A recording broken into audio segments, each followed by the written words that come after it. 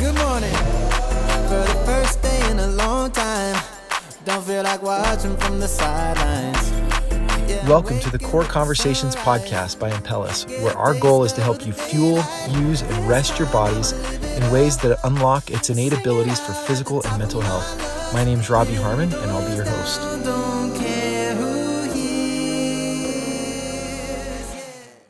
Welcome to another episode of Core Conversations. And of all of the guests, there's 8.1 billion people on the planet Earth.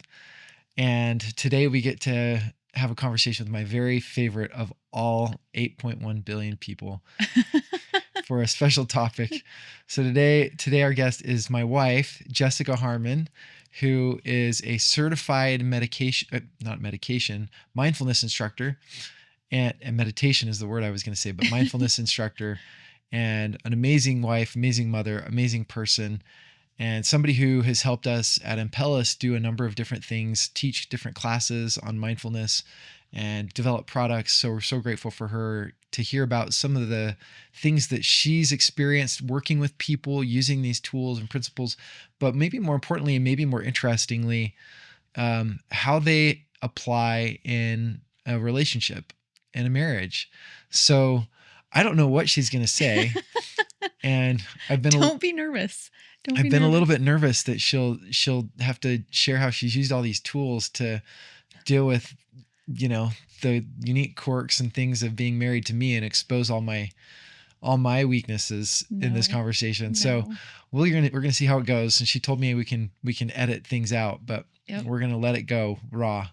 But thank you for doing this and being willing to share and just help people learn some of the things that you've learned that I think have been really helpful in our home, in our family, in your life, and in our marriage. So maybe an interesting angle to talk about today. I'm so grateful to be here. Grateful for an excuse to hang out with you for an extra hour. And so grateful to be here.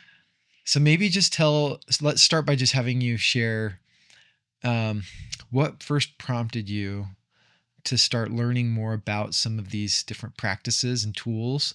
Was there a specific moment or circumstance or series of events or just the general kind of flow of living life and dealing with all the stresses? But share what prompted you to start leaning into this, and then maybe subsequently how you've then pursued trying to gain experience and knowledge in this area. Sure. Yeah, I think for you especially, and anyone that knows me, stillness and calm and patience are not natural tendencies for me.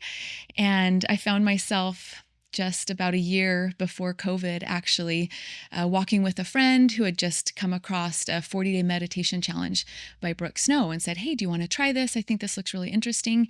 And I looked at it as kind of a way to try something with this friend that I felt like could really use the support. But as I started digging in a little bit and just practicing, it was just a little bit of stillness each day, found myself really liking how I felt. And after about a month and a half of this, into this challenge, COVID hit. All my kids came home from school. Now, we've homeschooled before, and so I know what it's like to have our kids at home, but this was a little bit different because they came home with computers and assignments from their teachers in certain ways they had to do things, and it was really overwhelming for me. But I found myself, because I was spending a little bit of time each morning, just being a little bit more capable to address the different needs. And I could sense it. I could feel the difference in me.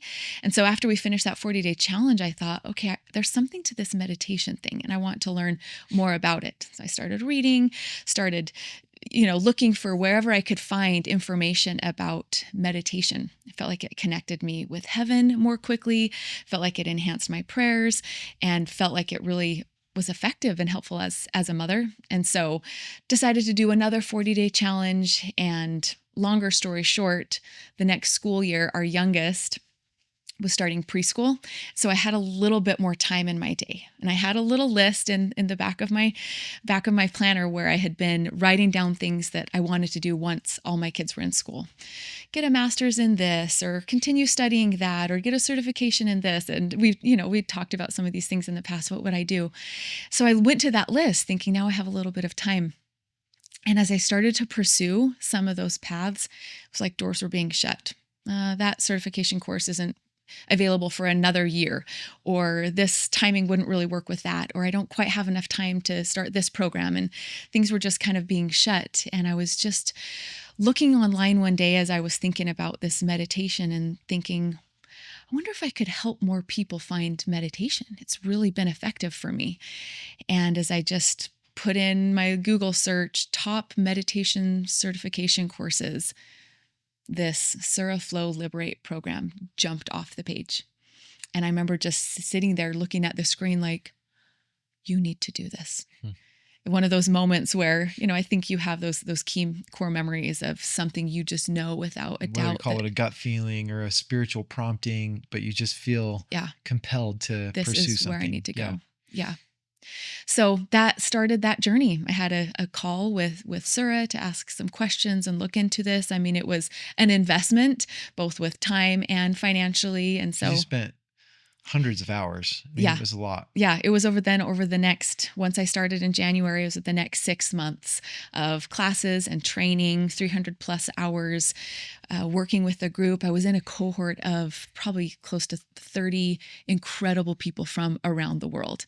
I'm, studying or doing practice sessions with a girl from Hong Kong, and then a doctor from London, and then just met and was able to learn from and work with incredible people, but especially who I call my mentor, Sura, which was just such a blessing for me. And then being able to work with pro bono clients and come out of that with experience as well as intense meditation time. Part of our training was you had to increase your time sitting in meditation by 10 minutes every week.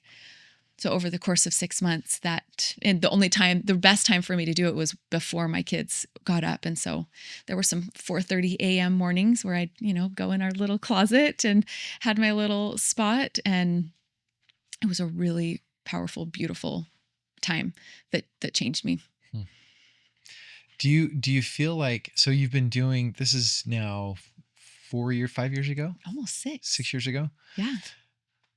You've had a lot of experience now helping people, working with people who are interested in learning this, or they feel maybe that similar prompt to lean into these practices for some. Maybe there's an acute thing that's happened in a relationship, or a chronic thing they're just can't overcome, like a life stressor that they're just trying to find something else to help them manage.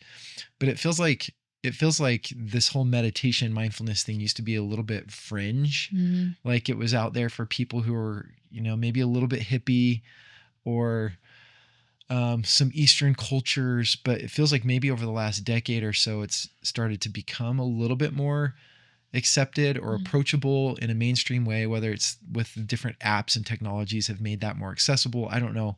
But do you feel like it's still, as for people that you've encountered, it's still like a novel practice that really is eye-opening? Or do you feel like people are exposed to it enough now where they know about it, but they just don't do it? Or do you feel like, I don't know if that question makes sense, but is it like novel idea versus novel implementation, or both? Yeah, I think it's more the latter. I think people are hearing about mindfulness. People are seeing, there's so many apps, there's great books, there's good resources, great resources out there about mindfulness and meditation. But I think that the hardest part is knowing what to do. The hardest part is getting started. And there are some who, it seems fringe, or I have someone I know who has gotten into mindfulness and meditation and now they've gone off the deep end. Like there is some of that. What do you mean by that? Like maybe it's like taking them away from their spiritual roots. Taking them away from not just their spiritual roots, but just taking them away from maybe things that are most important to them. Oh, interesting. And have caused some challenges in their lives that have made things harder. But I have seen also there's people who it has brought them to themselves in ways, and to spirituality in ways, and help them heal. And so I think people see kind of both of that now, but there's enough of it out there that I think it's intriguing. But I think the hardest thing is knowing what to do, where to start. And I think that is why it's become my passion, because a little bit goes a long way. Hmm. And there's so many tiny, tiny things, less than a minute long, that you can do with mindfulness or meditation that can rewire your brain, that can shift your perspective, that can do things for you that I think people just don't realize. And I think our culture doesn't support stillness. Mindfulness and meditation, I think, were things that our ancestors did naturally. You have to go to the grocery store. You have to walk. You don't have anything to listen to. You don't have anything to do besides walk to the store and let your mind be at rest. Maybe you're thinking about things, challenges, situations, but then your mind's able to process and kind of work through that. Versus now we encounter something hard, we pull our phone right out, put that Band-Aid on. I'm going to get distracted with something else. I don't want to think about what I don't want to think about. And so our culture is in a place right now where you have to make an intentional, deliberate effort to be still. Yeah, and that's interesting. And whether or not it's because you're trying to escape something, or you just feel like this compulsion to be always productive. Yeah. And the way we define productive is I'm reading something, I'm learning something, I'm staying connected to the news, I'm emailing at all hours of the day, or as I walk outside, in my lunch break or whatever, to the car. If we took lunch breaks, we don't really take lunch breaks, but we should. We should. It'd be good for us. But yeah, it's just that constant connection makes it introduces this maybe ubiquitous barrier to just being present, and not connected to the whatever is on your phone or whatever is going on in your business or life. And I think forgetting that only when we take time for thoughts, for feelings, for emotions, that's the only way we get through them. Yeah. So there's things that we're encountering, things that we're dealing with that are just being stuffed in there and building up. So without some time to process and feel and be, we're just getting more and more wound up. To set the stage for going deeper, so you can start to divulge all of your superpowers, all and of the ways that I try to be better for you. Try to be patient with me, and the circumstances of our lives. But I want to set the stage a little bit, maybe with a couple questions first. Sure. So this one was not one that we talked about before, but it came to mind as you were just talking. You told me about this book, the Ruthless Elimination of Hurry book. And I feel, as you were just talking about, we're always connected and we're always listening to something or escaping or trying to be so productive. It's like created this constant state of hurry and maybe hyper focus on productivity. But I don't know if you have any reflections on that. It's just like a general commentary on the state of many of our families and maybe many of our relationships.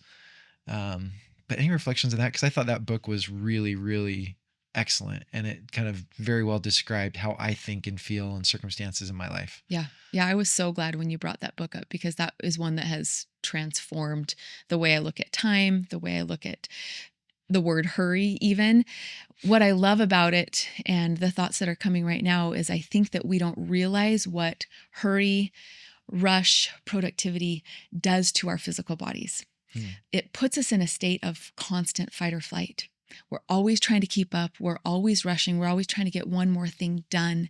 And I think in light of all of the challenges we're facing in the medical world right now, so many diseases and illnesses that are so much more prevalent than they used to be.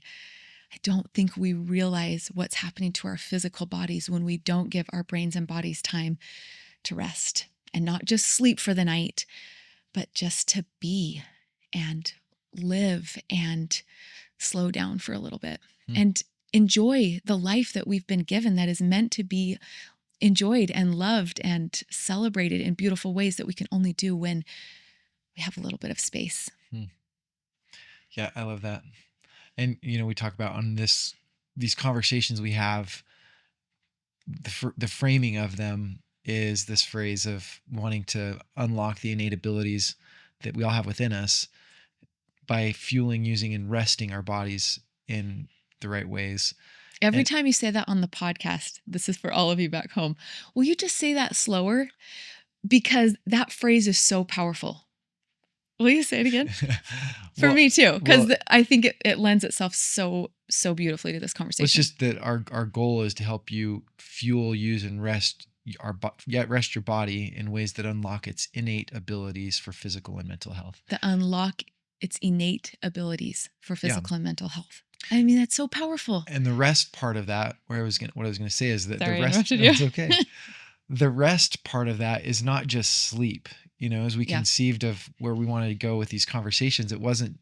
Sleep is huge, and we're having conversations about that, and just the power of sleep is enormous. But rest is more than just sleeping, and so kind of that use and rest phrase in that framing, we had in mind some of the things that you're talking about, because while I am not perfect, certainly far from it, at adopting some of these tools that we'll talk about today, we know, and I know enough, at least personally, from just reading on behalf of the work we're doing and positioning work we're doing with our addiction recovery program that we had, and then with our clinics, the impact that mindfulness practices, or that different practices that help you pause and rest your mind, can have on just helping combat issues of depression and anxiety and other related things. Yeah. So I think it's so relevant, and the way you framed it, some of the things you've introduced me to have been very helpful in not just life, but also thinking about how we help people with that come to us for support and clinical issues. Yeah. So let's see. So maybe give us a broad brush stroke, paint a big picture of when we say mindfulness, that encompasses more than just maybe what our minds might go to different places when we hear that word. Some of us might think of like a monk meditating, or wherever else you might go. Yeah. But tell us just the breadth of that term and what it encompasses. Sure. Mindfulness, and like you said, sometimes mindfulness and meditation are used interchangeably, and people generally kind of know what it means. Mindfulness is the art of bringing your awareness to the present moment. It's the things that you're doing right now. What am I feeling? What am I thinking? Am I listening to the person who's actually talking to me, or am I thinking about what I'm going to say next? It's that, and I love using the word art, the art of bringing your awareness to the present moment has, there's so many things under that umbrella, but I think that gives kind of the broad right here, right now. Okay. So how about specifically, if that's kind of the theoretical framing, what are some of the practices that fall underneath this umbrella term of mindfulness? Yeah, sure.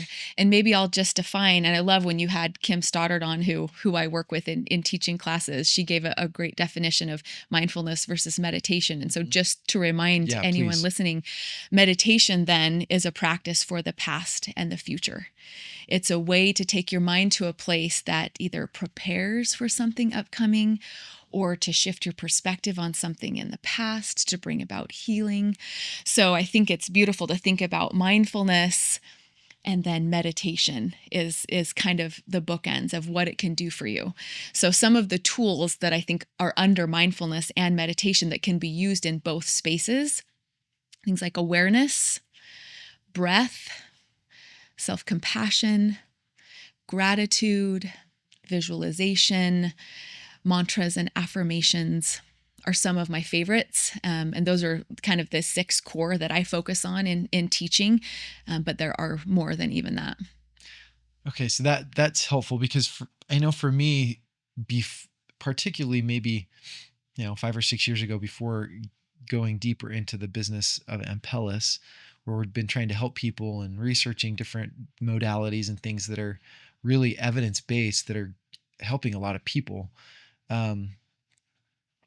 For me, if I heard mindfulness or meditation, I would picture kind of sing-songy, soft voices, and sitting on a little pillow, like and a guided meditation. Yeah, like that was my concept of those terms. But that the reality is that there are lots of practices that can help you harness some of the benefits of mindfulness and this kind of rest for your brain and being present. And so I hope that that's one takeaway from this conversation that will start to we'll start to put some flesh on the skeleton a little bit, Mm-hmm. is that there are ways that you can find something that resonates and works with you. If one practice that maybe you've been exposed to hasn't resonated, there are other things you can do to try to harness some of these benefits. Yeah. And I love to think about it. An analogy I use often is like a tool belt. Yeah. If I'm building a house and I need to cut some wood, I'm not going to use a hammer.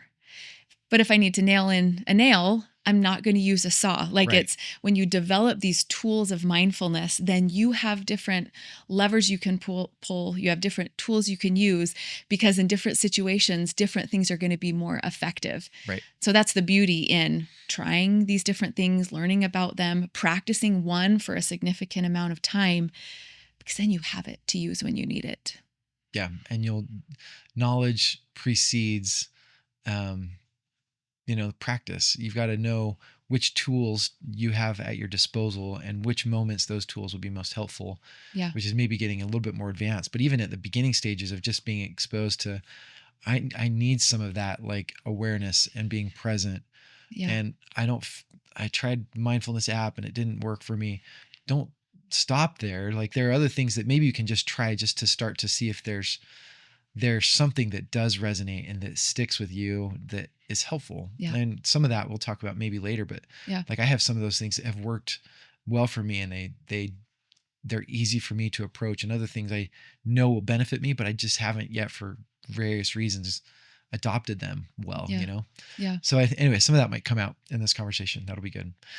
Okay. So what we want to do is go through some of these practices, but maybe even before then, just some more storytelling. So Sure. how do you feel like this general broad kind of the road you've been traveling with mindfulness, how has that impacted the way you think about and approach relationships, and particularly like a marriage relationship, which is the focus what of this we're going to talk conversation. about today. Yeah. Yeah. I think a big answer to that is, I think I found myself, and I hear a lot of people say things like, you can't really change, or you can't change them. And it almost putting yourself in a place where when something's hard in a relationship, it almost feels hopeless before you even start. Like, yes, okay, we can go to therapy, and there is a place for that can be so helpful. Yes, we can read this book together. Yes, we can, do these things. But what I have loved about mindfulness is seeing that there are some really small and simple things that can go a really long way in a relationship, especially when there's nothing you can change about the other person. Because if I can change how I think about it, if I can change how I approach it, then I feel so much better, even if I'm in a situation of something that isn't going to change. And not like there's big things that need to change and have it with you. Fixed and immovable is what you're saying. No, I'm not even talking about you. I'm really talking about relationships in general. Yeah, no, relationships are hard. They're really hard, and they're really sticky sometimes. And a lot harder if your solution to all relationship problems is changing something that you can't control or influence. Totally. You can influence, but maybe you can't control. Yeah. If that's your mindset of the only solution, then you're going to be really frustrated. And I think at least for myself, the majority of us find ourselves in the place where we have the thoughts like, if only he would do this. Yeah. If only he would try that. If only she would do this. Would be different. Then everything would be different. And maybe that's true. We have no control over that. Yeah. What's an example of one of those things that I have done where you've had to change from, oh, I wish he would do that, to I'm now using some of these tools. This is where we're going to air our dirty laundry in the episode, which is I'm okay with that. I wonder if it would be helpful to kind of go tool by tool, because I think there's so many of them that we have to illustrate with each of the tools respectively. There's not, but then I think for listeners to be able to say like, okay, that's under awareness, or, oh, that's a mantra affirmation, to be able to then say like, okay, that's something I want to look into and start practicing, because that could help me too. Okay. Well, let's do that. Let's start with this practice of self-compassion. How about that? Yes. What is it, and what isn't? What is it? What isn't it? Yeah. Yeah. Start there. Self-compassion. Yeah. Self-compassion isn't just self-love, just I love and accept myself no matter what. There's a place for that, but it's not just the, I just love and accept me for who I am. Self-compassion is awareness plus grace. At least my favorite way of looking at it. Awareness is the piece that says, okay, I said this, or I did that. I don't really like that. I wish I wouldn't have. It's that awareness of something that I've done that, like, that's not really who I am, or that's not how I wanted to show up. Grace is that piece. You're smirking. No, I'm just Grace. I'm anticipating, like, okay, what story is she going to tell using these? They're all stories principle? about me and how Okay. I had to use it.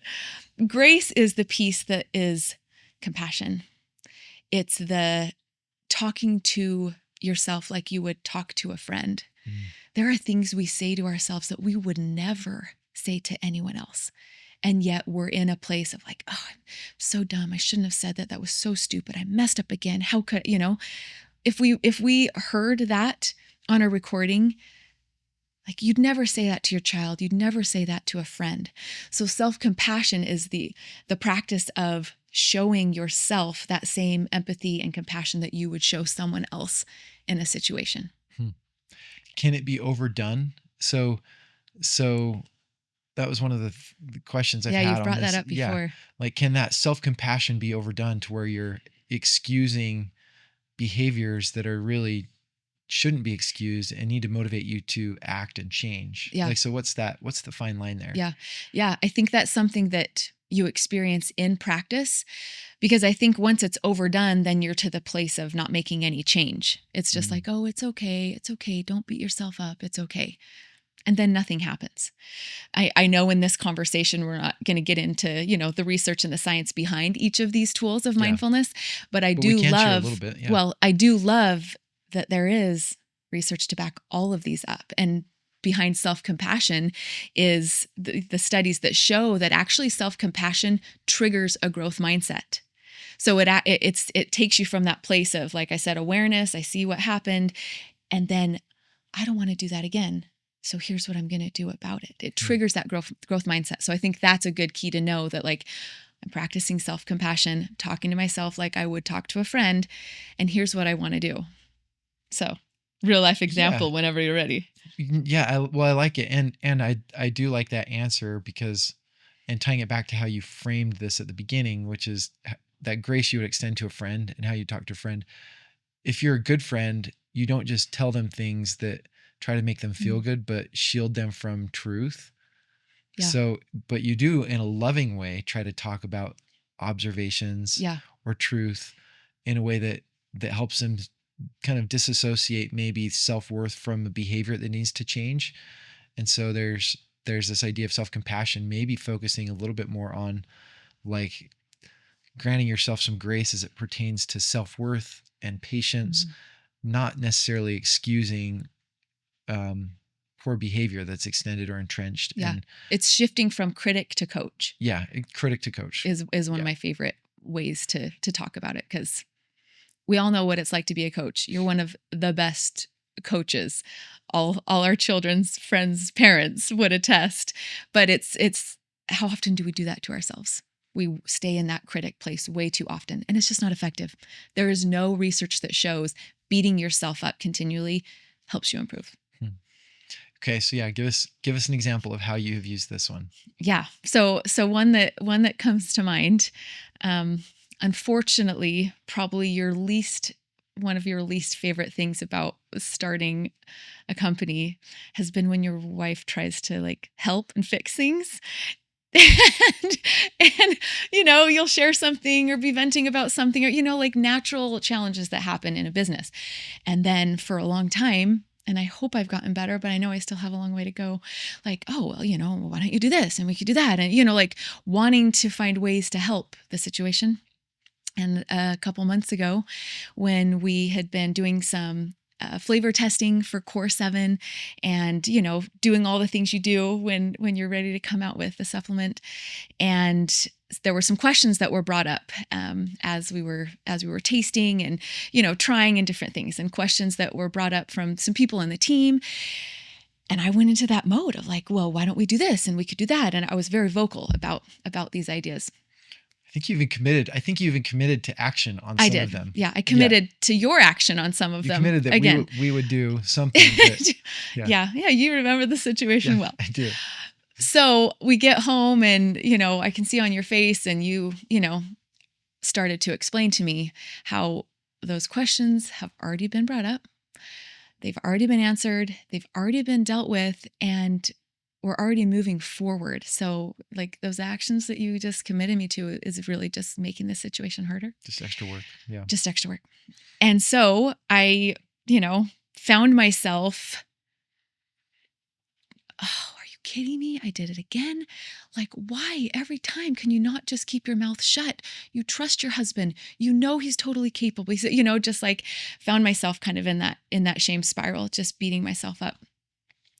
And then because I've practiced it enough, stopped and was like, okay, Jesika.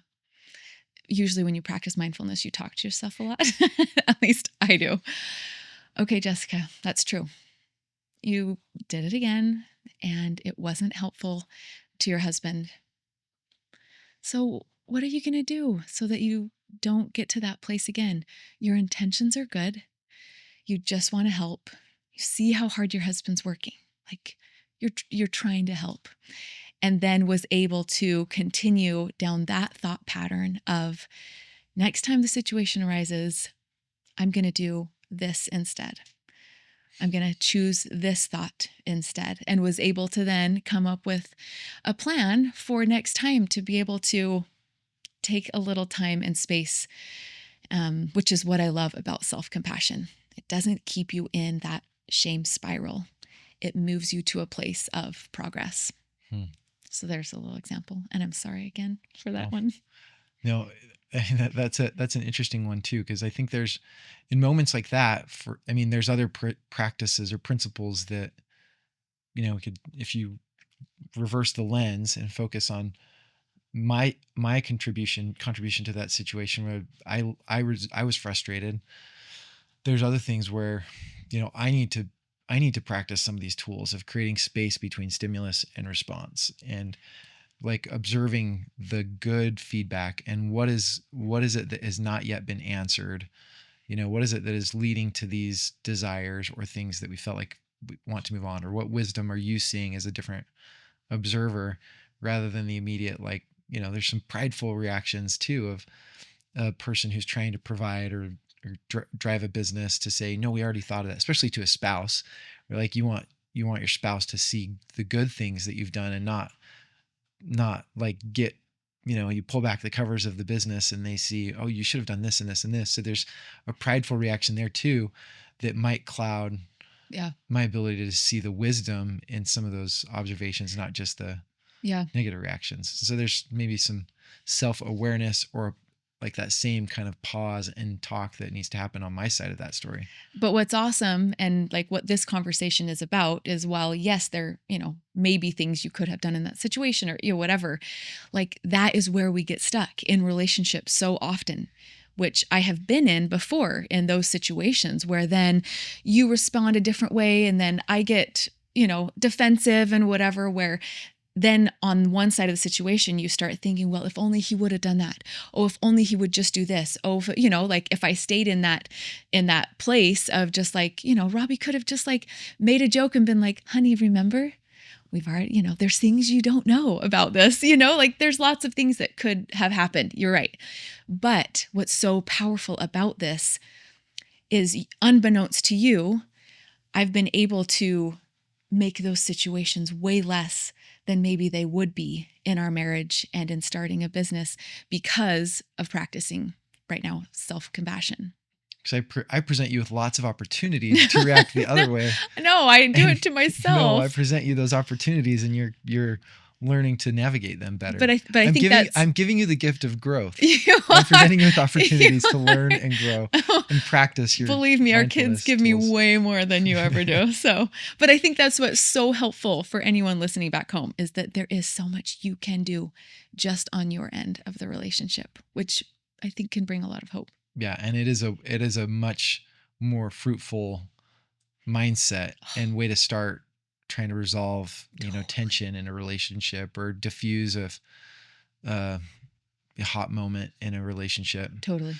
So you mentioned shame when you were talking about that, Mm-hmm. and sometimes people can get into this spiral of shame. Mm-hmm. What do you say as you've worked with people who are stuck in a place of feeling a lot of shame? Like, what counsel do you give them, and how does that tie back to this self-compassion concept? I think that might be a good opportunity to shift to awareness. Sure. Because I think a lot of us don't realize when we are in kind of a shame spiral, we don't realize that we're beating ourselves up. We're just so used to those thoughts that we've been thinking for how many years that it's even become part of our subconscious, which is one of the reasons I've been so grateful for the tool of awareness, which awareness for anyone listening is just bringing your attention to what you're feeling physically, to what you're thinking mentally, and to what you're feeling emotionally. It's just bringing your awareness to those things. And here's the key, from a place of non-judgment.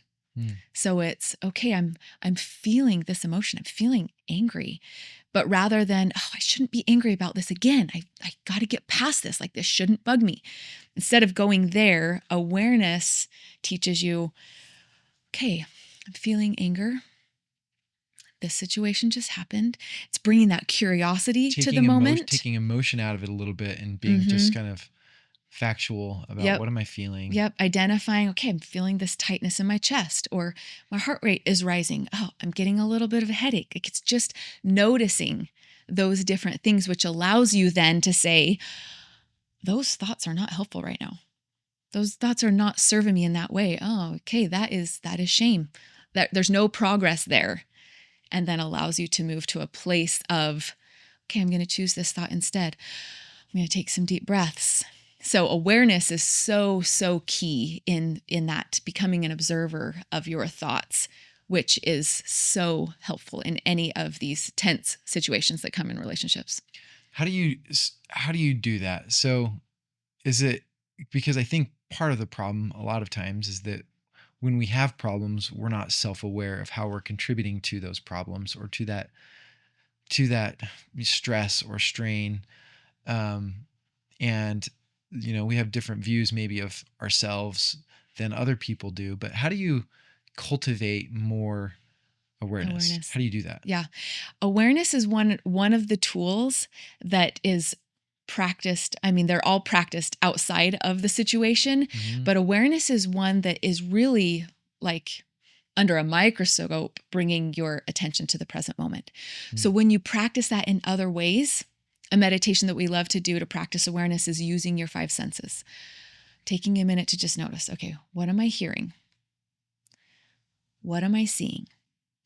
What am I smelling? What am I tasting? What am I feeling? The air around me, the clothes on my skin, like just practicing that with your senses starts to tune that part of your brain.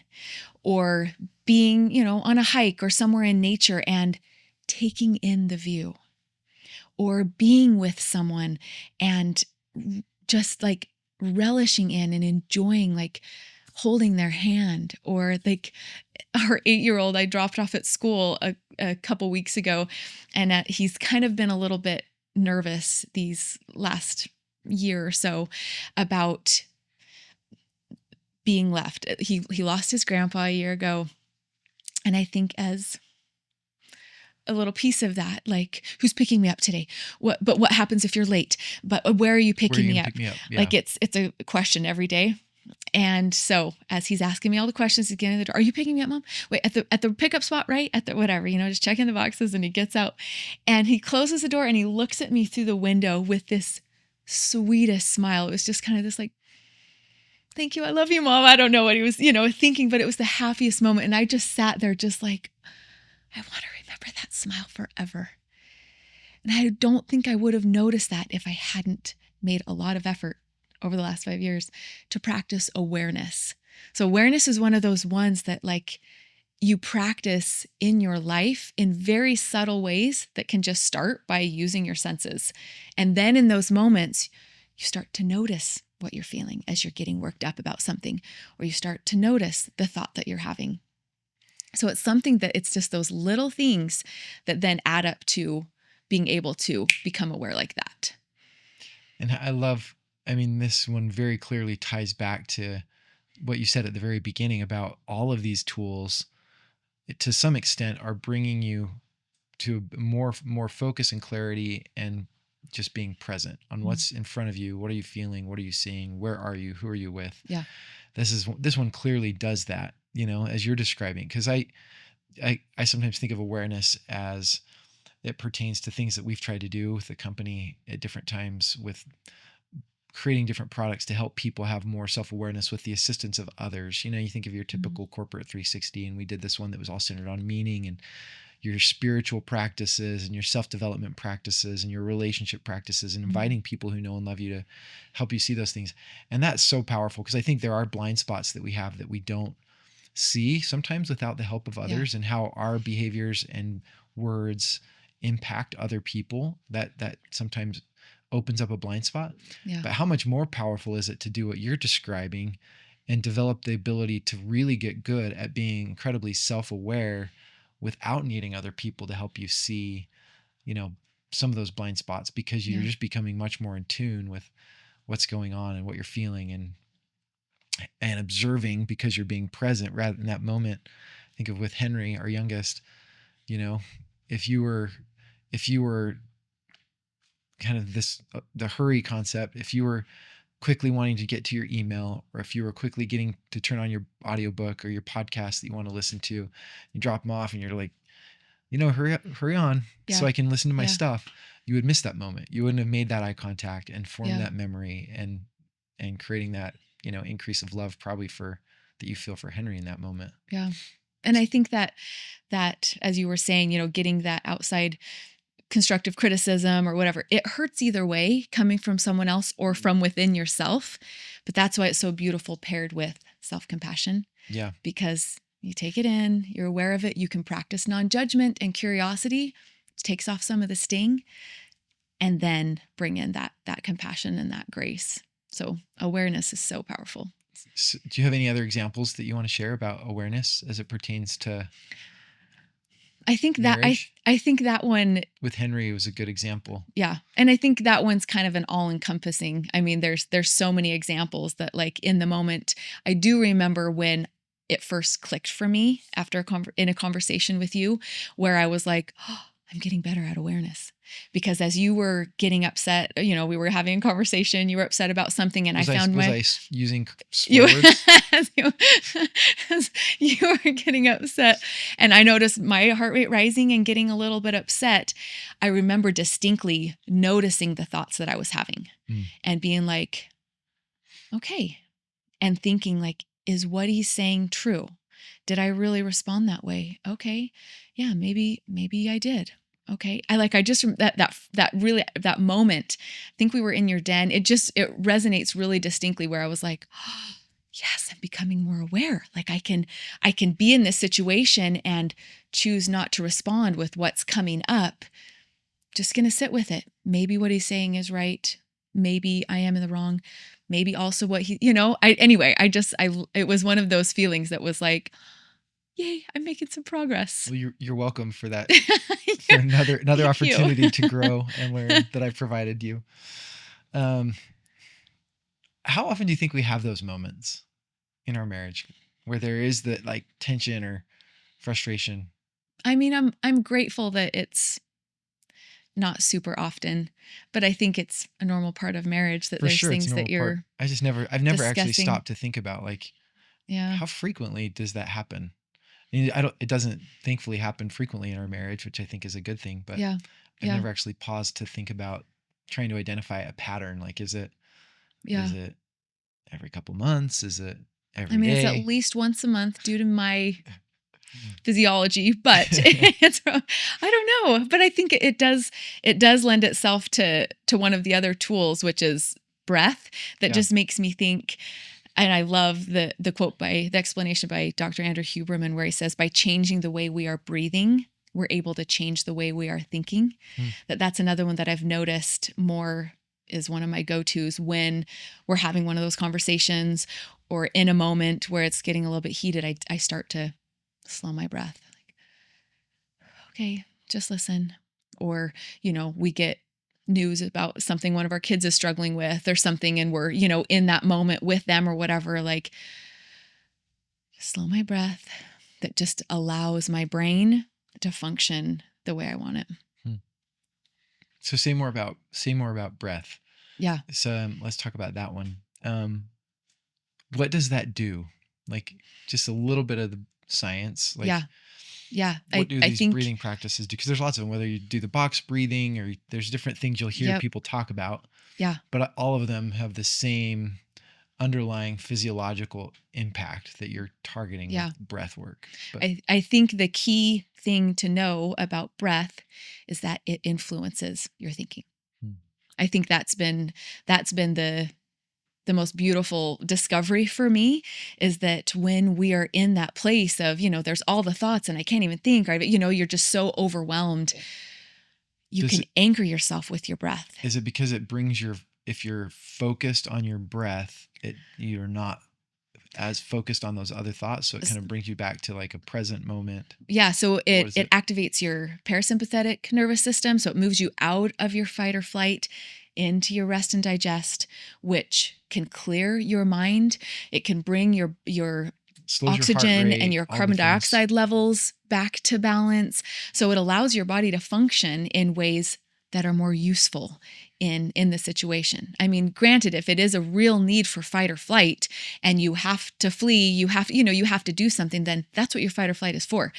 But when it's a situation that you need to think, you need to respond and not just react quickly, like, you want your best thinking. And so I love just thinking of anchoring myself with my breath to like bring me to that moment, to bring me to that place, to be able to say the thing that my child needs to hear from us in that moment, or to be able to think the thoughts that are going to help me not overreact or not turn to fear or not to, so it can be just a really beautiful, without going even into more research, which there's so much behind breath. It can be so anchoring and shift your body to a much more helpful place. Yeah. For me, this one has been maybe one of the most approachable, because it's just so approachable. It's accessible. It's not, you don't have to feel like, oh, I don't know what to think about if I were to do a meditation or a self-awareness thing. It's like, it can be as simple as I'm just going to take some deep breaths. Because it's something you're already doing. We're already professional breathers. We do it without thinking already. So to just build on that is very accessible. But it does. I mean, and the other thing I love about breath work as a tool for people who maybe are wanting to dip their toe into these waters is just the immediacy of the impact. It does physiologically have an immediate impact. It starts to slow your heart rate. You can just really notice a change within a minute of just breathing. It's an interesting one, because this is one that I probably played with more than any of the other tools. But I've noticed, even I assumed when I first started reading about it and trying to do some things, I'd do it whether it was in the morning laying in bed or in the evening laying in bed, just some like intentional breath work, like reading some of the Wim Hof books or whatever years ago. And I thought, okay, first my thought was it's going to help me fall asleep, because I'm going to like calm, my heart rate's going to slow, I'm going to sleep. But I had an interesting experience with that, in that it actually made it harder for me to fall asleep on a few occasions, because it became like more like heightened awareness and focus on that breath. And it almost woke me up a little bit, even though I was calm, made it hard to fall asleep, because I was now in more of like a focused, alert, present state rather than sleepy, which was an interesting, maybe unexpected thing. I don't know if that happens for others, but that happened for me with that breath work. Well, I think that's what's beautiful to realize about the topic of breath, is there's lots of different breathwork practices that are useful in different situations. So knowing like, okay, these deep intentional breaths maybe aren't what's going to help me fall asleep. But when I'm, dozing off in the middle of something I need to be reading or focusing on, to then really fill myself with that intentional deep breath, or, to be able to experiment on which of these practices benefit me in which situations. Yeah, that's a good point, because there's different breathing techniques. And that one that woke me up was more of like a big deep breath and then long period of hold, like this really long period of holding my breath, not just seconds, but like trying to go for Yeah. like minutes and then breathing out and then holding. And that's the one that really threw me off in the Yeah. nighttime. I think that would really wake me up. Yeah. Yeah. You can use that for other reasons when you need Yeah, them. Yeah. yeah. But I think I have found in, going back to our relationship, when there's something, again, tense or something we need to address or something where like I want to respond versus react, just slow my breath. Just slow it down just a little bit can be so effective. And another one that I noticed when I was thinking about it that I've been doing, you might remember the name Colin Karchner, who was just a huge champion of getting our children off of social media, off of iPhones, like just put out so many good things around that and died unexpectedly early. But something that he talked about a lot was the 7-second hug and just how something releases physiologically when you hug someone for 7 seconds or more. That I've noticed when you come in, from work or come in the kitchen or whatever, or I'll hug you goodbye or something. I remember tying that to my breath when I was learning about breath work. And I would notice that like 7 seconds for me is about a deep breath. And so when I hug you, I'll take a deep breath, just like, and I thought you were just smelling me because I smell good. You do that too. That's another good byproduct. But anyway, that's something that I've noticed. That's just like one deep breath when you're hugging someone. I'm disappointed. What? Why? Because now I know you're just doing mindfulness practices rather than I'm trying to make the less. Oh, you smell so nice. It's so nice to longer. see you. It's all funny. Of the above. That's funny. Anyway, interesting. Yeah, that's very interesting. Okay, so that's a good one. Where should we go next? What other practices? Should we go to gratitude? Yeah. So tell us about gratitude, maybe just the Cliff Notes version of why it matters, the science. And this is one brief we can definition. Go deep on. Gratitude has the highest correlation to good mental health than any of the other practices, and is actually the highest vibrational emotion that a human can feel. What do you mean by that? Vibrational? Yes. So they can measure the vibrations of emotions. So on one end, you have shame, anger, sadness, grief, moving up to contentment, peace. Anyway, gratitude, love are amongst the highest. Like so the way it affects like your brain body. Activities or affecting, when you speak words have a vibration, the sound waves. And I should have looked into how exactly they measure this. Yeah, interesting. I'll have to get back to you on that one. But I just love that thought of thinking that gratitude produces one of the highest vibrations for us in affecting us in positive ways, which I just think is interesting. So there's so many correlations to good mental health and gratitude. But I think sometimes it gets a bad rap. I might just add like, just keep a gratitude journal, or because it's talked about in so many like church activities or whatever. There's like a little mini gratitude lesson, and there's truth taught, but it almost trivializes it because it's taught so frequently, and then people don't do anything with it. Yeah, that it trivializes it. And what gratitude does physiologically is it focuses your brain. It helps you look for something else.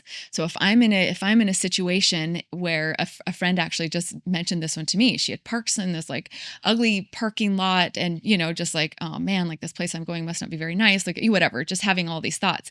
And then she noticed this little plant that was growing with these gorgeous flowers and was like, I'm so grateful I noticed that flower. Like it shifted her perspective, her focus completely. So what's powerful about gratitude is when you're in a situation, it can focus your thoughts and tell your brain to look for more of that, which then gives you the feel-good hormones, which then gives you the feel-good feelings. Like physiologically, it just takes you to a different place.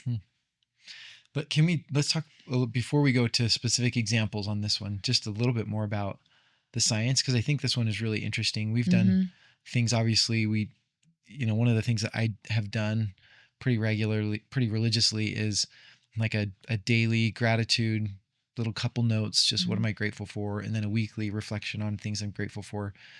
we went to this conference. I wish you could have gone with us. I know, I wanted to. That one we went to in Boston, and it was all about happiness, and a lot of leading thinkers, psychologists, economists, other people that just study in a macro and micro way, meaning societally and individually, this idea of happiness and well-being, and tons of research on gratitude, as you already said, and one of the most researched kind of evidence-based practices. But questions started coming up like, okay, so how frequently do I need to have a gratitude practice to harness the benefits of it? And is there a difference between if I do it once a day versus once a week? And questions like that were raised. And it was really interesting to just see some of that data where there was no statistical difference between somebody who had a regular weekly gratitude practice versus somebody who daily was doing a gratitude journal.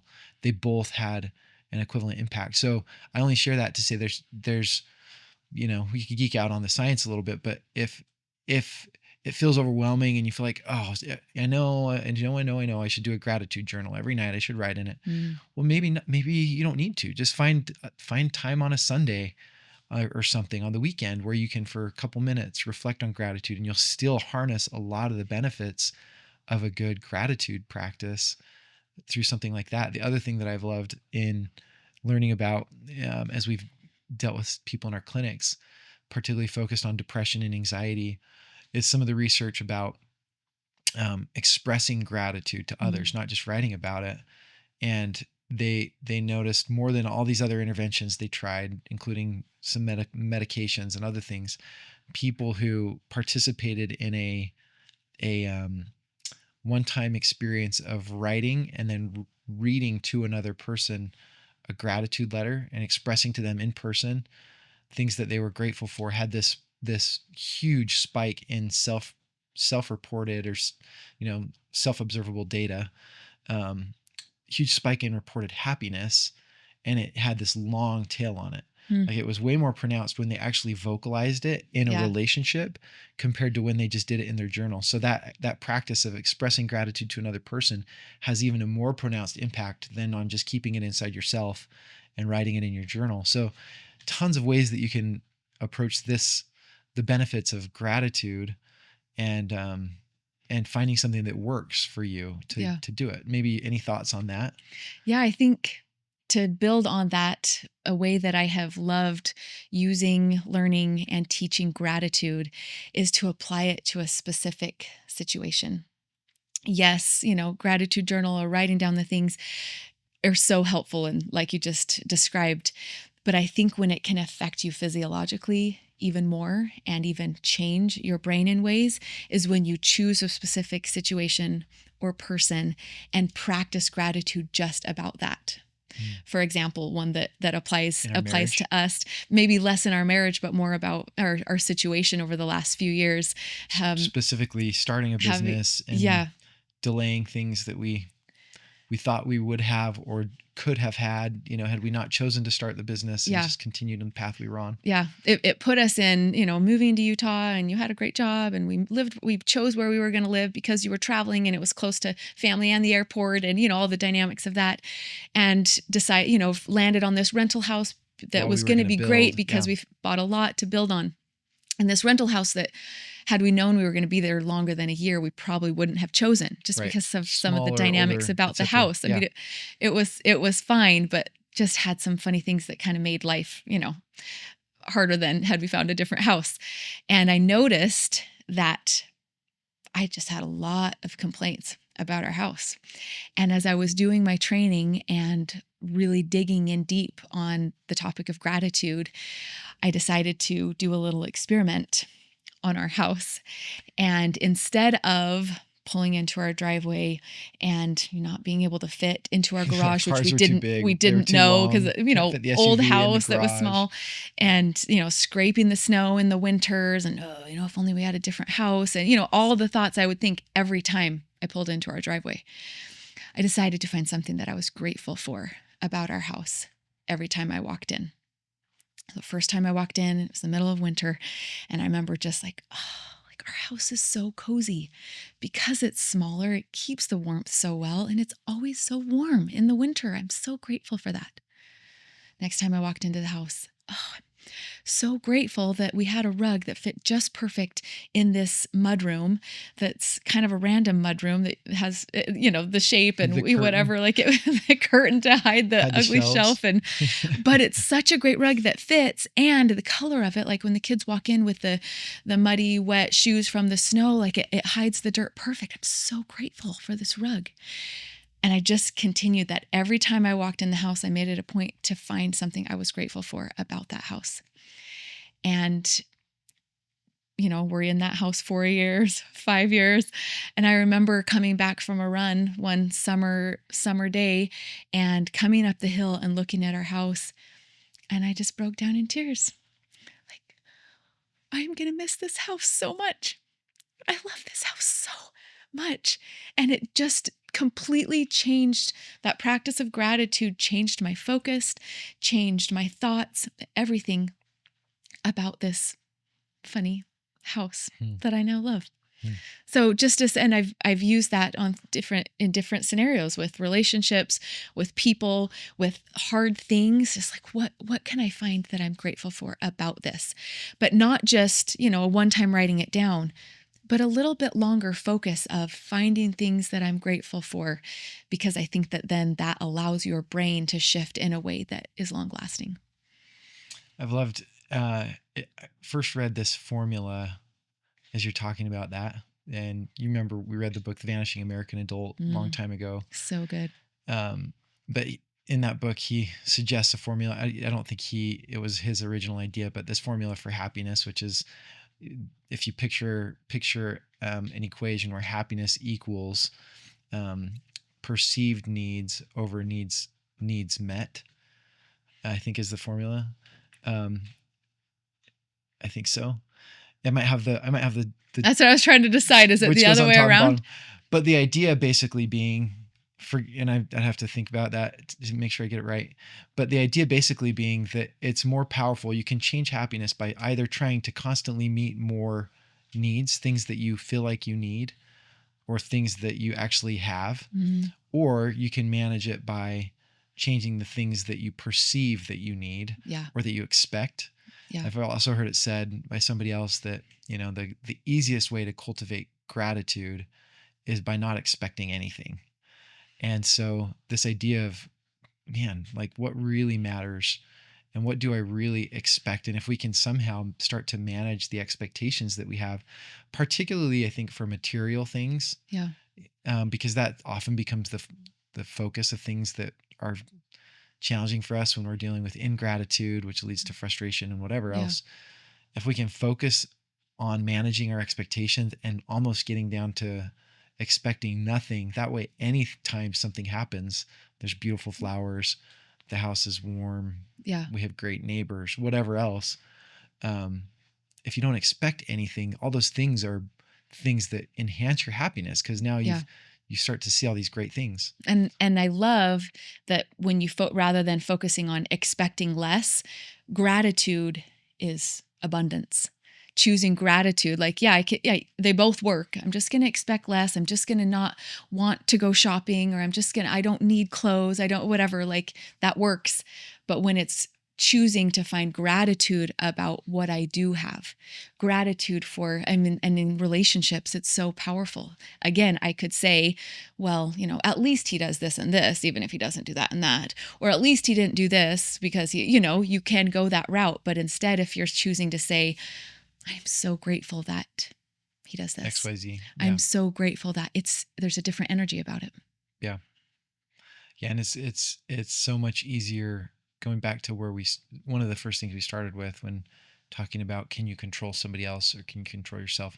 It's so much easier to focus our energy when we're trying to navigate a situation that we're not happy with or pleased with how we feel, on things that we can control. And you can control your perceived needs or expectations.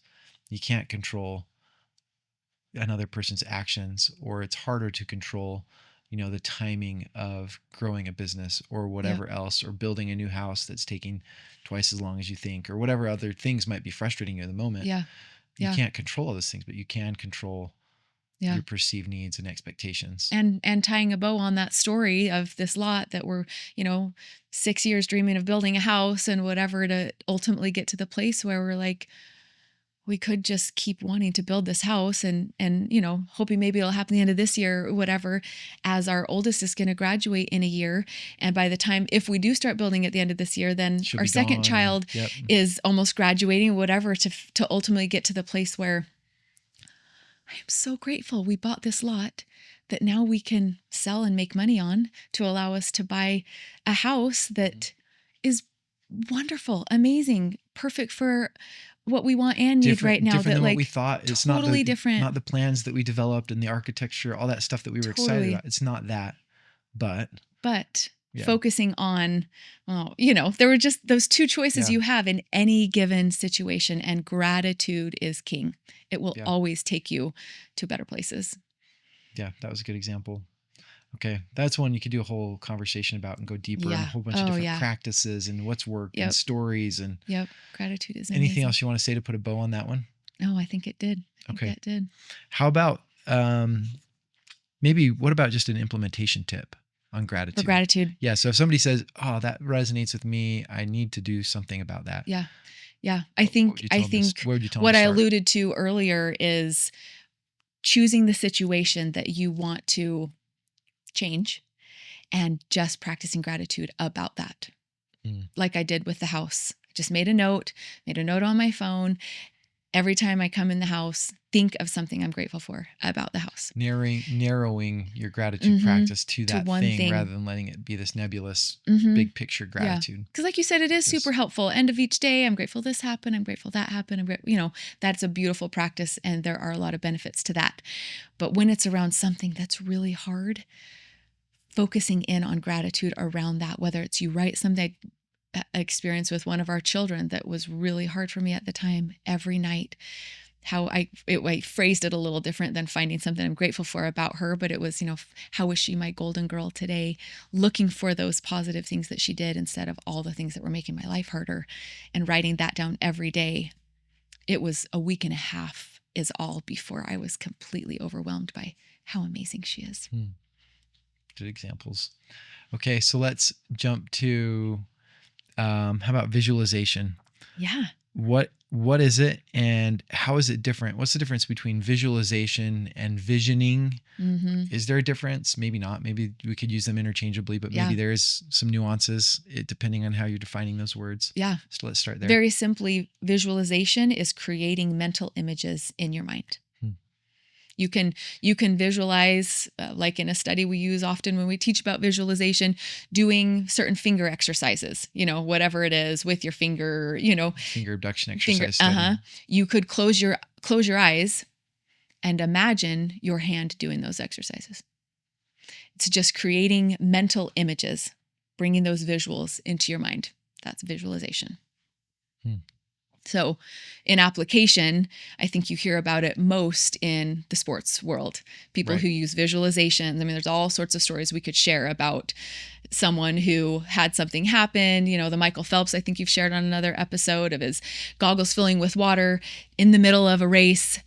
But he had visualized something like that happening, so he was prepared. He knew immediately. It was knew instinctive what to do, how he would respond to it. Yeah, the runner who fell or, got knocked over in the middle of his race, put him in the back. He had visualized that happening, having to come from behind, ended up catching everyone, The Kenneth Rooks story. The Kenneth Rooks story. Steeplechase. Exactly. Yeah. There's a lot of those we could share because visualization is so powerful, and it's used really widely in the sports world. But it also happens to be very, very effective in your day-to-day life, in your relationships, in things where you want to show up differently when something happens or next time something happens. Yeah, I love that. And so maybe what are some common situations where that would be helpful before you share a specific example? Yeah, I think especially when there's a lot of emotion involved, when you're going to need to have a hard conversation.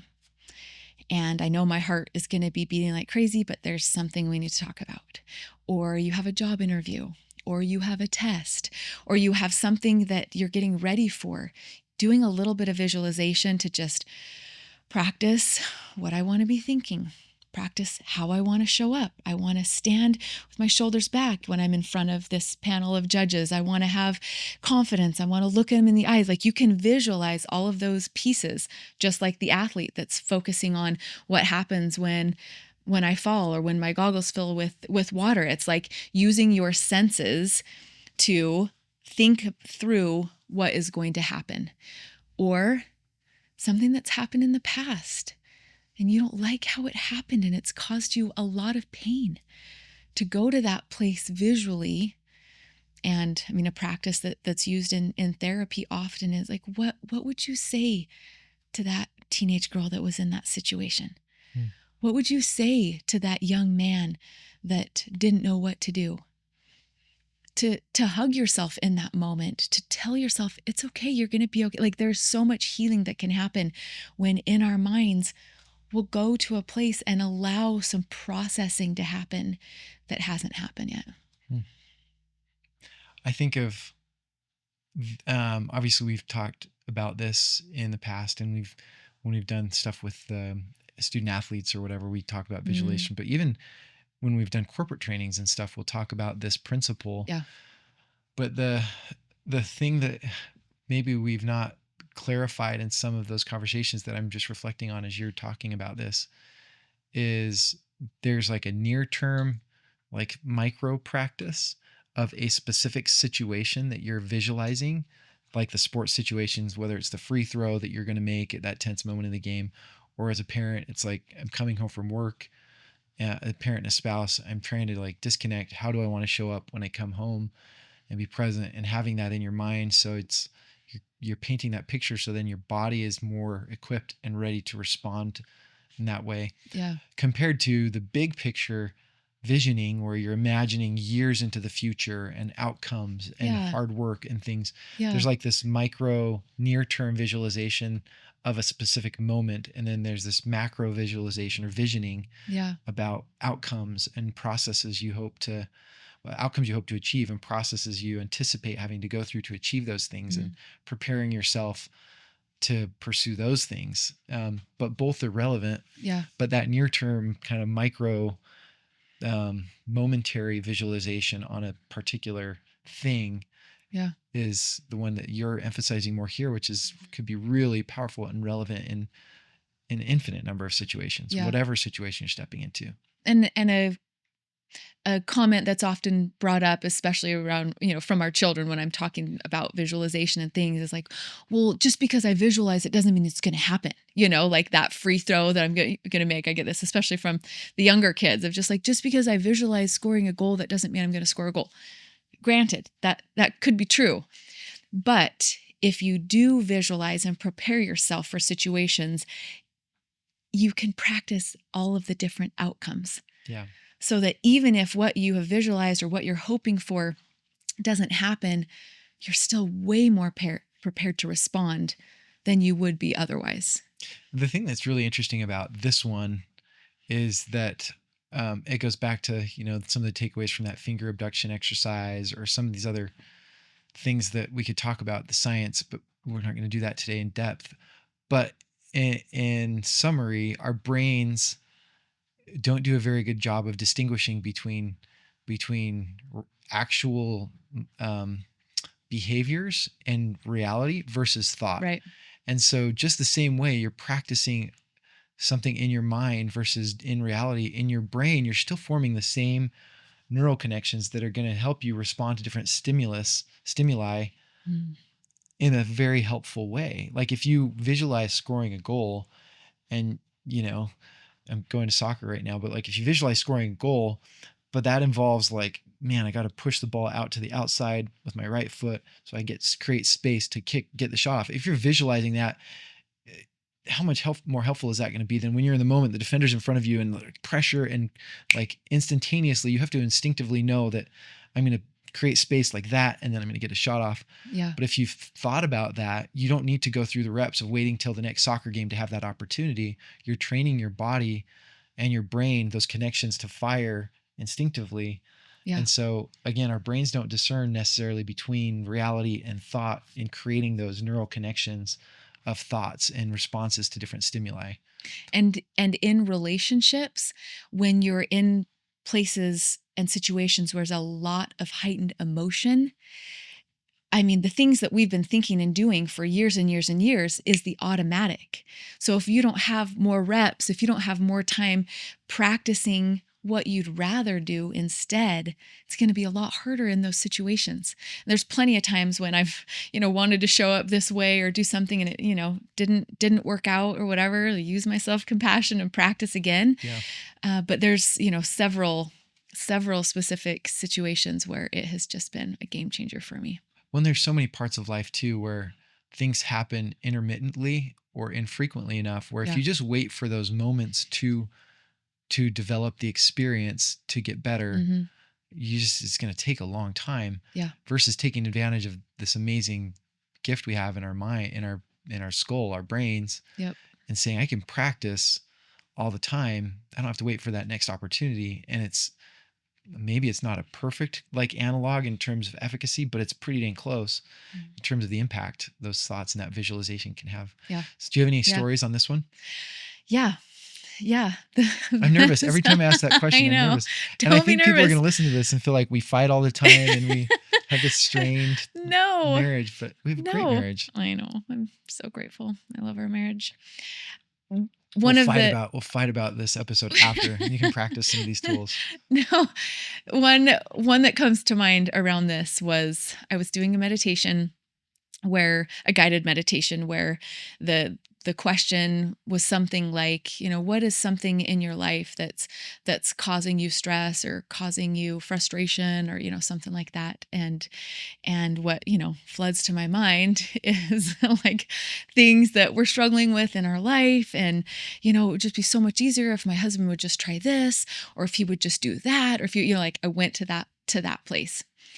And then it just hit me. Side note, I believe that it is so much easier to hear God's voice in meditation because you're so much more open. And so the thought came, you are taking on all of the negative emotion, and that's not helping him or you. And I realized that every time you came home from work or a meeting and, would have some complaints or vent, which is normal for any, hard thing that we're going through. But uniquely been hard, in starting. When you're starting a company. Totally. But I was very aware in that moment that when you would come home with those emotions, I would just sink right up. Oh, he's feeling worried about that. Oh, I'm so worried. Oh, he's not sure how that's going to turn out. Oh, I'm not sure how that's going to turn out. I would just mirror. I would just soak in and sink right up to whatever you were feeling. Oh, maybe I should be nervous too. Oh, I should. Oh, okay. I don't know. I mean, it was heavy every time, but I didn't realize I was just taking that on. And so decided I was going to show up differently in those situations, which would help me immensely and could potentially help you. And so in my visualization for the next several weeks, I would visualize you coming into the kitchen or coming home with that look or that feeling of, or you telling me something at night. I would just picture the different situations of you, talking about things. So just self-awareness check here. Does that manifest? What does that look like? So you can pretend like it's not there? I can I'm be not more telling self-aware and navigate and practice on these tools. Is that typically more of I'm internal and not engaging, or is it more venting? I mean, it's, maybe you won't like this word, but it's the energy. It's like when you are with a couple and they're not getting along, you can just sense it. They're maybe not saying anything. You can there's just a feeling. It's like kids know. Heaviness, a weight with being withdrawn. Yeah. And it's not, you may come in and say, hey, how was your day? And give me a hug. But it's just that feeling that you can just feel when something is heavy for someone. And so in those moments of, just visualizing that feeling, I would then visualize me filled with hope, filled with gratitude, filled Was with that love. before or after you smelled how good I smelled? Yeah, With your after I breath. smell how good you smell. But just visualizing how I wanted to feel in that moment and almost putting a barrier, like an energy shield between us, which I've used often with clients when you're in a relationship with someone. Like there's times when you want to be there for someone. You want to hold space. They need to vent.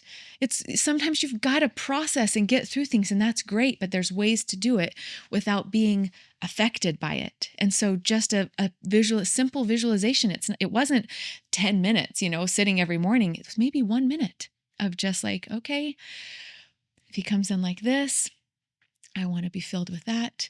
And I'm not perfect at it and don't know like if it's helped you that much, but just to put me in a place where then I'm not snapping at one of our kids because I'm now stressed because of what just happened. Mirroring whatever heaviness I came home with. Yeah, which you're entitled to that heaviness. Like everyone is. There's things that are hard, and that's part of life. We are not just going to try to like get rid of everything that's hard. That's how we grow. That's how we learn. That's how we push. Learning how to manage it. But yeah, just being able to be in a place. And I think it's hard. It's hard, particularly in a marriage relationship, to not mirror those emotions, because it's like you feel like you have to coach people all day, whether you're coaching clients or you're dealing with employees and different things that you're trying to lift and have the vision and energy. Then you go home and it's like, okay, all those barriers can go down and it can just be like, I don't have to. It's easy to go to that place. So, and probably both sides, right? Like all the stresses of different things that either spouse does, you get to like the marriage relationship where it's like, okay, this is now, I don't have to be playing that role of trying to lead, even if I don't feel like leading, or trying to pretend I'm feeling this way when I'm not feeling that way. Yeah. And so having some of those tools in a marriage is probably the most susceptible, well, maybe it's the most susceptible to not showing up the way that you try to show up for the world and all your other responsibilities, because of that just like intimacy of that relationship. And it's your home, and both literally and, spiritually. It's like, and so, but having some tools where you're saying, okay, but it's also the one that I need to nurture the most, and not let that feeling of comfort cause you to do things that are destructive or not edifying to the other person. Well, and then it takes you also, when you do mirror their emotions that are not helpful or positive for both of you to be feeling, like, you need to process, like you need to vent. That's great. But it then can almost like it spirals down to like, well, if we weren't in this situation, then you wouldn't be feeling that way. Oh, well, if we weren't, rather than like, no, we're a team. And how many times, I think it was, a beautiful realization I had one day too, of like, with the different pregnancies I had and the different things that he had to go through and support me when I'm feeling horrible, I'm on the couch, or I'm, emotionally all over the place, or, the ways that he supported me, he didn't go down to that level. Like, oh, well, I'm sick too on the couch. No, like he buoyed me up, like, I think there's that give and take in a marriage, that these tools of mindfulness can help you be what your spouse needs you to be in those moments. At least for me, that was far more helpful for me, and hopefully a little bit helpful for you. Yeah, for sure. For sure it has.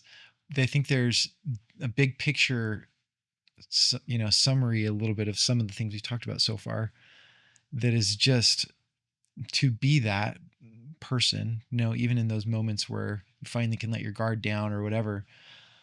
It requires self-awareness. It requires some kind of vision or visualization of like how I want to show up. It requires some self-compassion.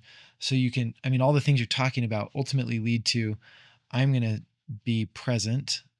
I'm going to be positive and show up my best in these moments too.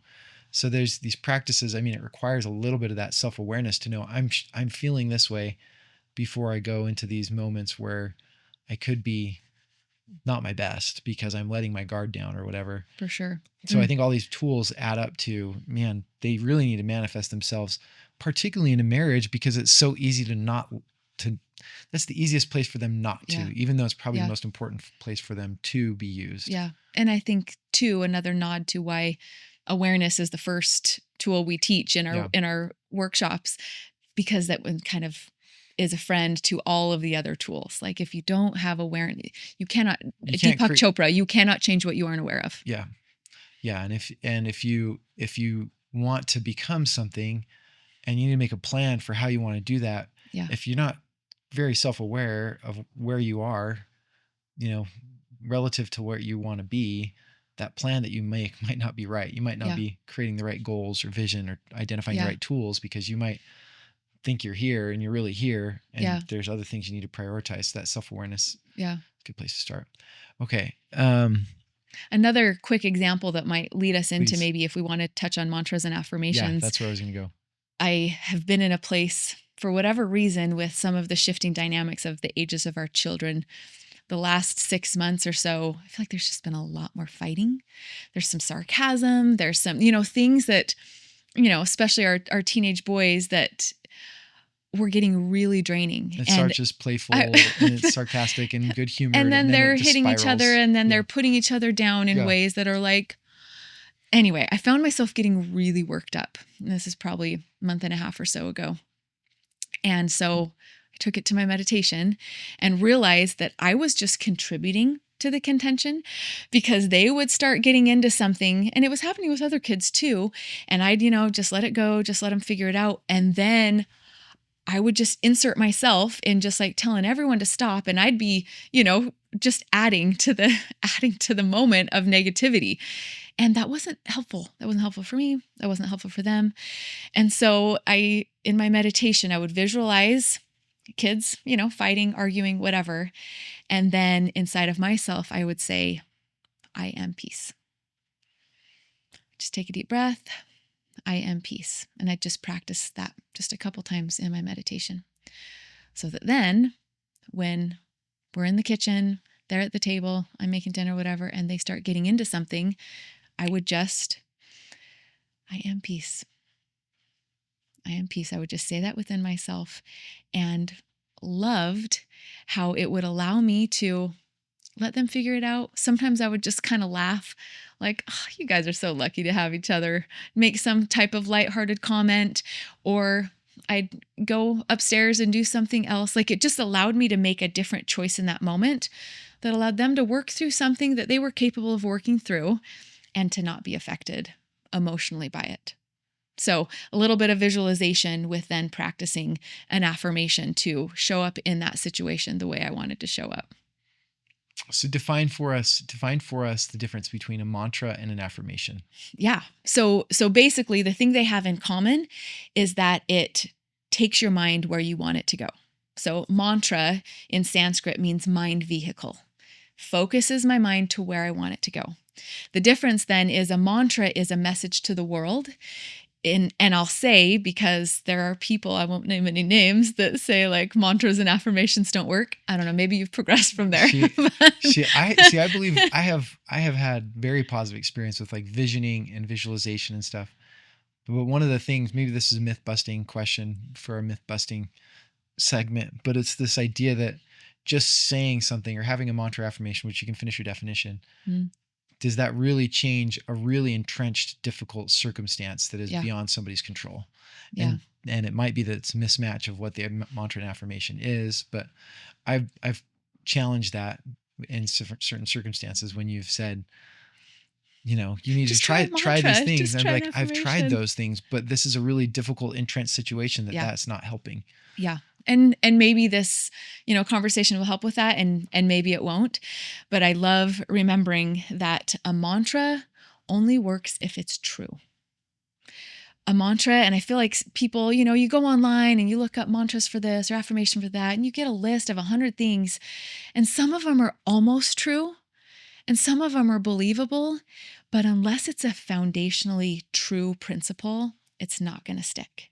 And I don't think that list is super, super long, but things like love always wins. Guess what? It always does. Maybe the situation isn't fixed like that, but love always wins. Or all things work together for my good. And these are examples. These are of mantras. Yes, it's a message to the world. You can say eternal principle. It's a truth. It's different from an affirmation, which is more of like an I am statement. Right. Mantras can be more universal truths that Yes. you're repeating to yourself to remind yourself of. Yes. It's the difference between, in my mind, I'm saying I'm going to be late. There's never enough time. There's never enough money. No, there's plenty of time for all that is needful. Maybe you won't get to everything on your to-do list today, but there's plenty of time. And so again, a mantra is a message to the world, but it has to be true. And it might be true and you don't believe it yet. You don't believe that there's plenty of money, or you don't believe that there's plenty of time, or you don't believe that really love is going to be the best choice in the situation.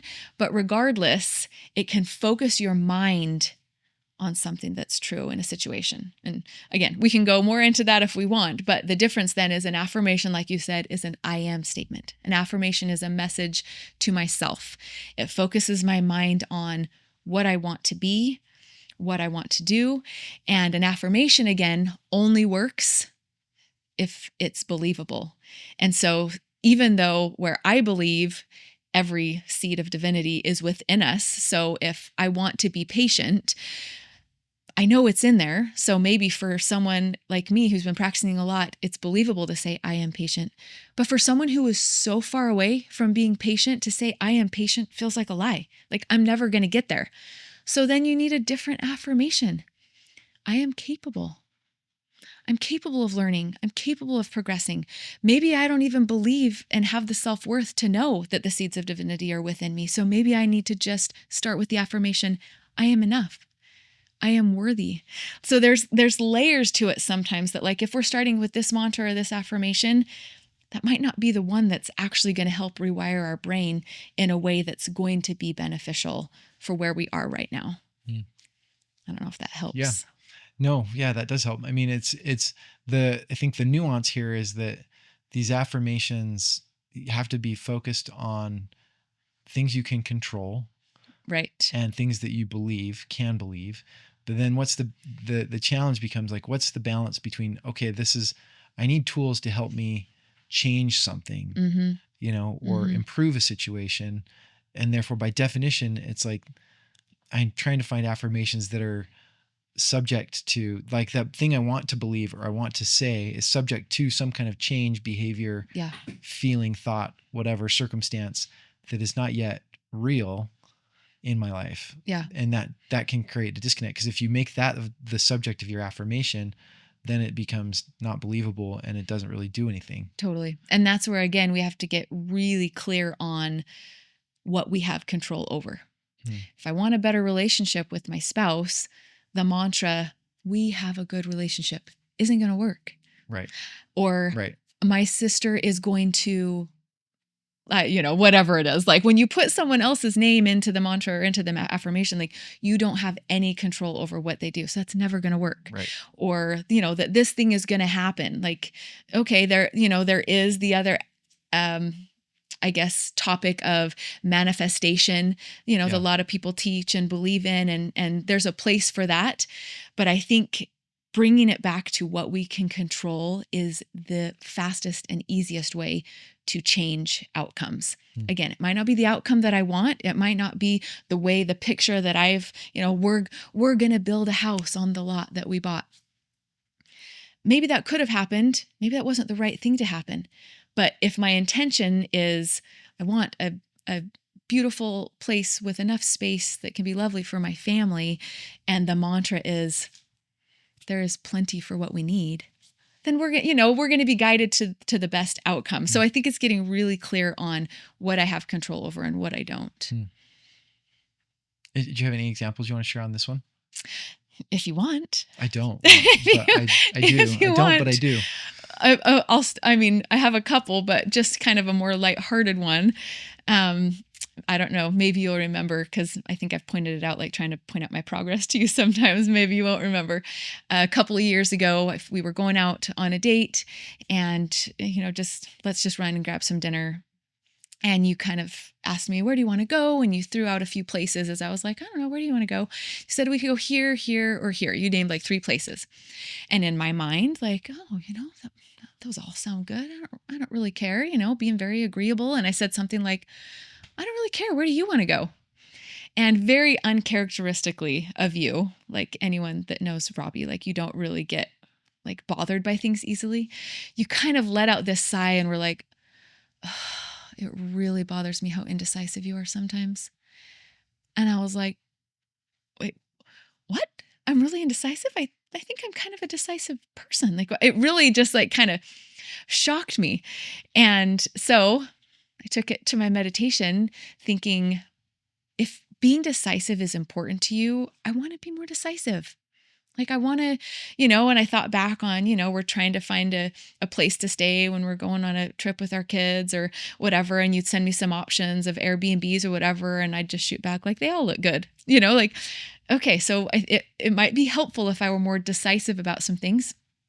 So all I did in the morning, just 3 times with my breath, I would say, I am decisive. I am. And we could set a timer right now and just see how long that takes. I think it's about 20 seconds to just say 3 times, I am decisive. That's all I did. Probably a month and a half went by. We're going out to dinner again. In the car, you say, so where do you want to go? And in my mind, the natural, what I'd been doing for, 40 years, like, not that we've been married that long, but my whole life of just like, oh, I don't care, like whatever. Yeah. I don't really care. We could go wherever. And I think I even said like, well, where do you want to go? And you again threw out, 3 places, 3 options. And again, in my mind, like, oh, I don't really care. Where do I want to go? And then shortly after came, I am decisive. That thought came to mind. And I was like, yes, I don't really care where we go, but I'm just going to choose a place.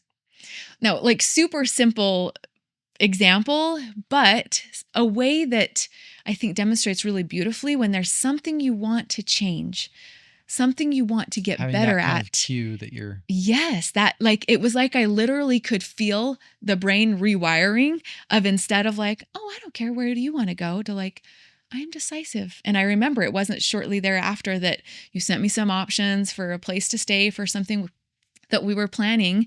And it was like, okay, I'm really going to look at like, this probably would be better than that. And I made a decision and sent back, like, I think this one or that one would be better than those other 2 or something like that.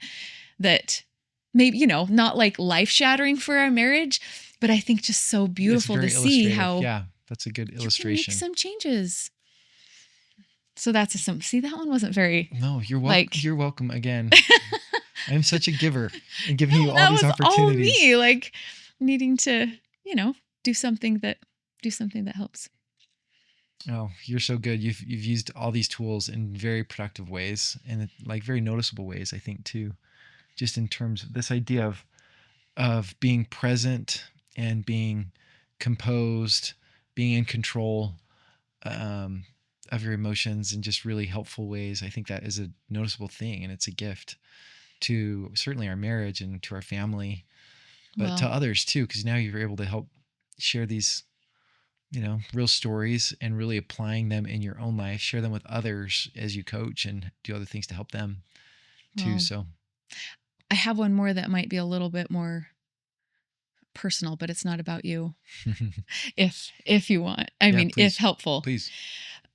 I found myself in a place where, I think going back to some of the challenges of, a lot of stress, starting a company, whatever, and, watching your husband and trying to help and whatever, that I noticed I was saying things like, oh, like, I just don't know how to help, or, oh, I'm just not, he probably could be married to such a more helpful wife that would be able to do this or that or whatever, like tax season comes up and like, oh, if only I, had a more mathematical mind and it was easy for me to just do our taxes, I could take that off his plate, or, like I found myself just kind of getting in a place where I was being really self-critical, and realized and decided that like we're married for a reason. And I believe that we found each other for a purpose and have a lot of strengths that can help each other in certain ways, and wanted to change all those thoughts that I was having that were not helping me be what you needed and were not helping you in those situations. And so started practicing the affirmation, I am the wife that he needs. And it felt, again, I think that's a really good barometer for when you have a mantra or affirmation, is when you say it, how does it feel? Does it feel reachable? Does it feel true? Even if you're like, I'm not, I know I'm so far away, but does it feel like I could be that? And just started practicing that. And I would, as I'm, you fall asleep and I'm laying next to you in bed, just like, I am the wife he needs. Like there are things that I have that I can bring to the table that can be helpful. And that really, without, being emotional. And I know there's so much farther I can go, but I think just helped me so much. And I think with, anyone listening, all of us in the world all struggle with things that we deal with internally, that we compare to this person, to that person, or this, and like knowing who we are and valuing our worth and being secure in that will just like overflow in beautiful ways in everything else in your life if you can nail that. Yeah. So that was one that has really helped me in our marriage. So many good examples, and I'm so grateful that you have used these tools to improve our marriage. I think it's interesting just in the context, because we are close to out of time here, but of society, right? And the pace at which we try to run and the connection that we always have in our pocket, in our hand, on our computer screen or whatever, that I do think we're, you mentioned earlier, just like being in person or physical touch or whatever, all these things. I mean, that oxytocin that gets released with eye contact that you make because you're present and you're slowing down or touching somebody's hand, that you don't get the same benefits of being on a screen and FaceTiming somebody or whatever else. Like there's something really valuable about all of these tools and showing up and creating and capturing and harnessing those moments of like real person connection that is constructive and helpful and building, rather than having those moments that really are the most powerful moments for our physical health and our spiritual and mental health, which are those connections and those moments we have together. Creating an environment with these tools where those things can really be enjoyed and harnessed and helpful, rather than having them be moments that we want to escape to our tools. I mean, our devices and distractions. I think a lot of these tools can help enhance those moments, help you be more present in real person interactions that ultimately will determine our health and our longevity and our happiness. And I think that's why it's just so valuable, even life-changing, to learn how to do that with yourself. Yeah. That presence with yourself, being okay with your thoughts and your feelings and taking the time, which again, it doesn't have to be a lot of time, the little bit of time to figure out who you are. Spend as much time on yourself and your emotions and your thoughts and your feelings as you would with something else that's so important, because it is just so valuable and just runs into every aspect of your life when you do. So is there any parting advice for people who've been listening and feel some, spark of curiosity or inclination to try to lean into this somehow? They're feeling compelled. What advice, parting tip, practical application, wisdom would you share? Yeah. Something, super, super simple, just the concept of getting more comfortable with stillness. It could be as simple as setting a timer on your phone for 1 minute and just say, I'm going to sit in this chair, just going to look out the window for 1 minute. It's going to feel really uncomfortable for most people at first. Like, what should I be thinking about? What should I be doing? Like, just try being okay with just being. Or maybe you turn on a song. You have a favorite peaceful song that's 3-minute song. I'm just going to listen to this song and breathe. I'm going to go on a walk without my headphones, without listening to anything. Like, just start to get comfortable with stillness. And I think then trying to try any of these practices or do a meditation, like, I can't tell you how many people tell me like, oh, it won't work for me. I can't be still for that long. Oh, I can't stop my mind from running. No, I promise every single person can do it. Maybe, this tool isn't going to work as well for you as that one, or maybe this is going to be more impactful than that one. But stillness is magic. And so just try to get a little bit more comfortable with it. Such good advice. So now you know, everybody, why of all the 8.1 billion people on the earth, Jesika was the number one guest on my list to have a good conversation with. But I'm grateful for you and how you bless our lives at home and in my life and our marriage, and grateful that you chose me, and that's one of my greatest sources of confidence that I derive my self-worth from. Maybe I should or shouldn't, but the fact that you chose me makes me feel really good, because you could have had anything you wanted. But well, you can tell me more at home. I'll tell you more at home, Save off it camera.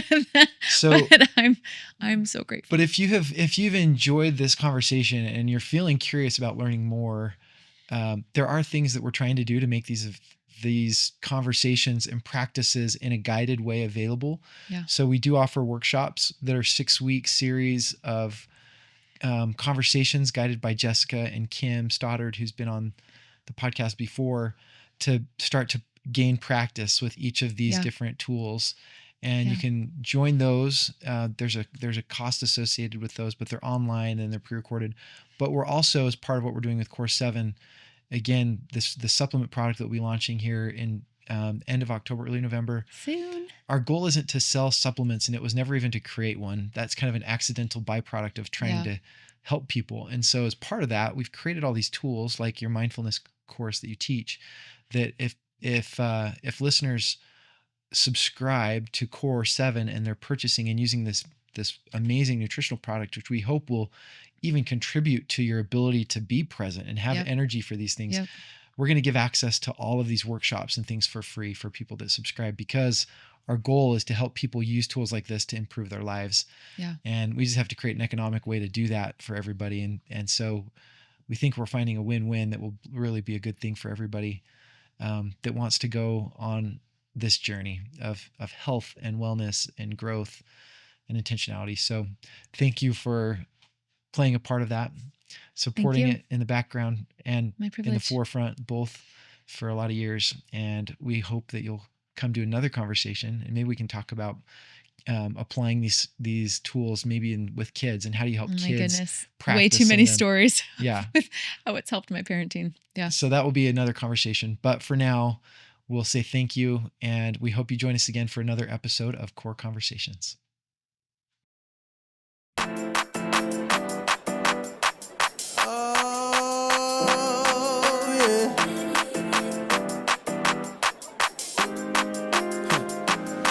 Good morning. For the first day in a long time, don't feel like watching from the sidelines. Yeah, I'm waking with the sunrise. Get a taste of the daylight. This time I'ma live it up. Sing it out at the top of my